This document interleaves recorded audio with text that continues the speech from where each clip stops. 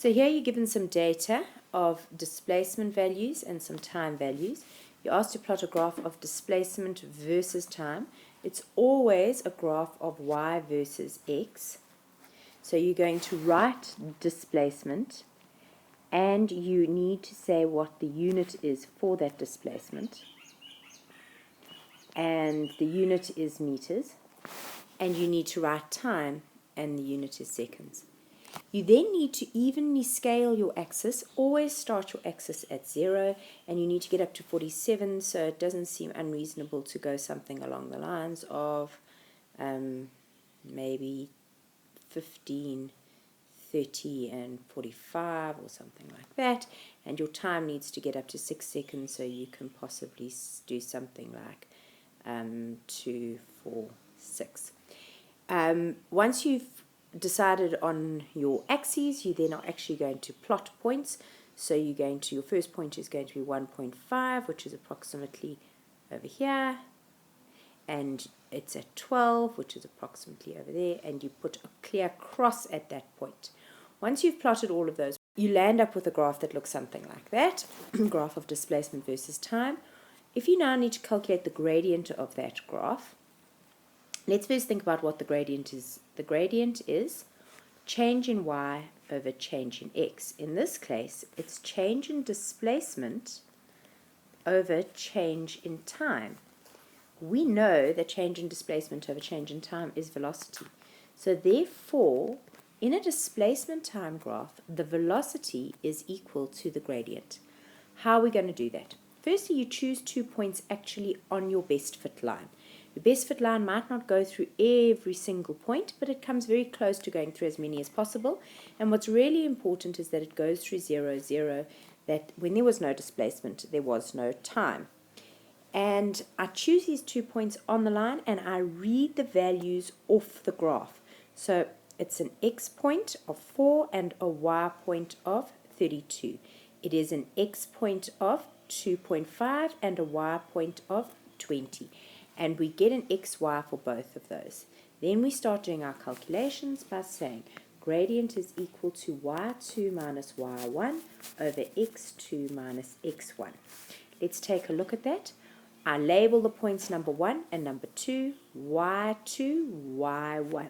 32 minus 20 divided by 4, 2,5. 4 minus 2,5. And I land up with 8 meters per second.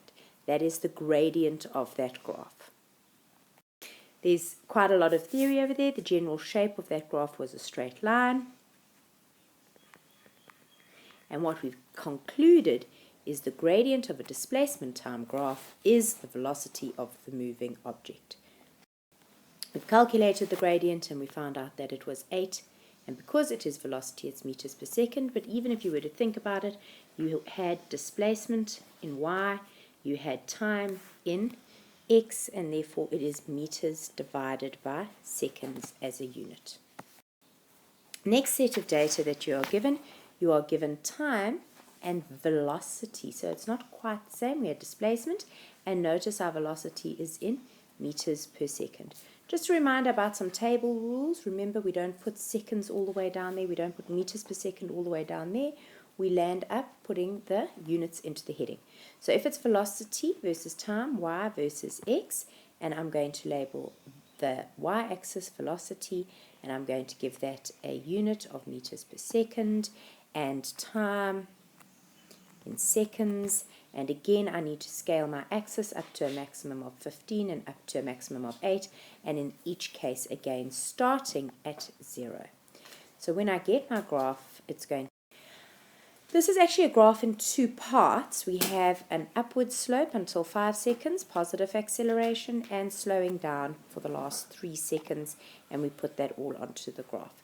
We then choose a best fit first straight line, best fit second straight line, and they'll end up asking me questions about each of the different parts. Describe this motion. I have increasing velocity for the first 5 seconds, decreasing velocity for the last 3 seconds. Also, it's constantly increasing velocity, giving me a constant acceleration and a constant deceleration or slowing down. Straight line gives me a concept of consistency. All right, now to calculate the gradient of both of those, let's think about gradient on velocity time. Change in y over change in x is equal to change in velocity over change in time, which means that my gradient turns out to be my acceleration. So we're going to land up calculating acceleration. Again, I choose 2 points on the line. I number them number 1 and number 2, and I then go y2 minus y1 over x2 minus x1. And I land up with a gradient of 2,9 meters per second. Obviously, because you're working with a graph, there is some margin for where we'll get slightly different answers. But if your answer is 28 as opposed to 2,9, you've done something wrong.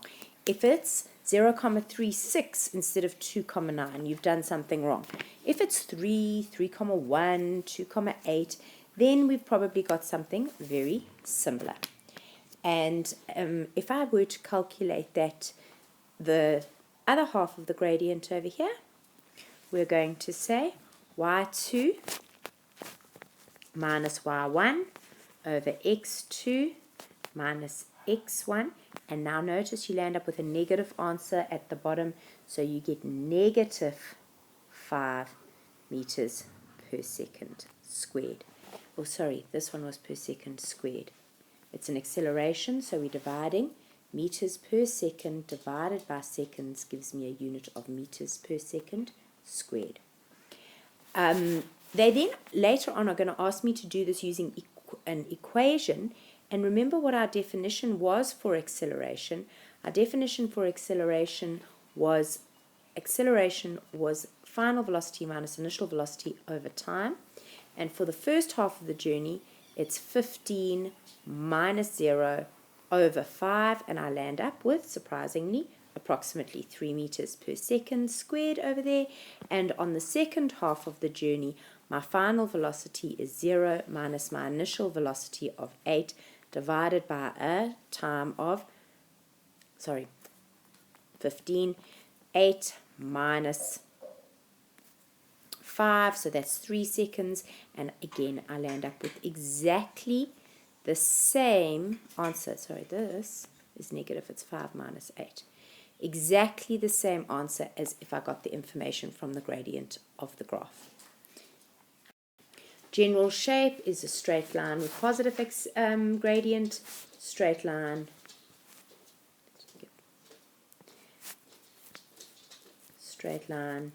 negative gradient, and the other one was a straight line with a positive gradient. What was the important thing? We have learned that velocity time graphs give me acceleration by using the gradient. Calculated both of those gradients, we landed up with a positive 3 meters per second squared and a negative 5 meters per second squared in those. And we can put that information in over here, 3 and negative 5. And we've got a positive gradient representing increasing velocity and a negative gradient representing decreasing. Now comes the graph where we get given some displacement time values and we expected to calculate the velocity time values. How do we do that? Firstly, we put in an imaginary number of 0 and 0. We then say, you've got no such thing as a unit called kilometers per minute. We're either in kilometers per hour or meters per second. And this is going to choose that we go from kilometers and we need to change these minutes into hours. What is 10 minutes in hours? 10 minutes in hours is going to land up being 10 over 60. 10 minutes out of 60 minutes, which means it's 1/6 of an hour. 20 minutes is 20 over 60, 2/6 of an hour, etc., all the way down. Then how do I get my velocity? Velocity is change in displacement over change in time. So 20 minus 0 1/6 minus 0. 42 minus 20, 2/6 minus 6. And when I process all of those, I get 120, 132, 102, etc. going all the way down. But I'm going to have to put this as a point on a graph. So I need to know at what time is this true. I have calculated an average velocity over 10 minutes. The point that it is most likely to be true at is at the point in the middle, and that is at 5 minutes. So each of these is true at 5 minutes, 15 minutes, 25 minutes, 35 minutes, etc. But we can't have minute values, we need to put them in hours, and 5 out of 60 is 1/12 of an hour. 15 out of 60 is 3/12 of an hour, etc., etc. We have worked out a short average velocity, and we are going to say that it is most likely to be true at the point in the middle of the time. What's also interesting is to notice that these values all seem to be more or less around 120-ish. They don't seem to be steadily going up or steadily coming down. They're kind of averaging out at about 120, and they're more or less constant. Let's take a look at what happens with the graph. You get a displacement time graph, which is pretty much a straight line. We're able to calculate the gradient. How do we calculate the gradient of that graph? We're going to say change in y over change in x is change in displacement over change in time, 120 minus 60 over 1 minus a half, and we land up with approximately 120 kilometers per hour. Remember, the gradient of a displacement time graph is the velocity. It's a constant velocity. We then go on to plot. What's the shape of that graph? It was a straight line. What does it tell us? The velocity is constant. If the velocity is constant, what can we say about the acceleration? There is no acceleration if you've got constant velocity. And here, taking that same data, I'm now going to plot the velocity versus the time graph. And when I do that, I land up with, at around about 120, a line going horizontally. In other words, it has no gradient and there is no acceleration on that. But what if I were to calculate the area under that graph? What if I decided to take a look at how about what's happening with that rectangle? So the area is equal to the velocity times the time. What is velocity times time equal to? It's equal to displacement. So we can work out the displacement using the velocity times the time, or the area under that curve. So it's 120 multiplied by 1.5, and I get approximately 180 kilometers. And if I go back to the original table, it's at 179 kilometers for the displacement. So for all intents and purposes, that shows that it is correct. So why did we use 5 and 6? 5 was a small average at a single midpoint.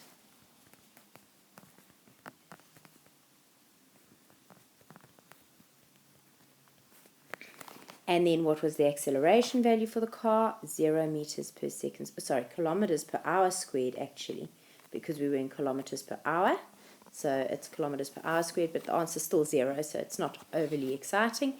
Determine the area underneath the graph, and we came up with about 180, and the unit is kilometers because it was kilometers per hour multiplied by hours gives you kilometers. To what value is that corresponding to? It is the displacement value. So we've just learned something new and exciting. We've learned that the velocity time graph gives me the gradient is the acceleration, and that the area underneath it turns out to be the displacement. What about if we calculated the area underneath this graph over here, which we had from number 2?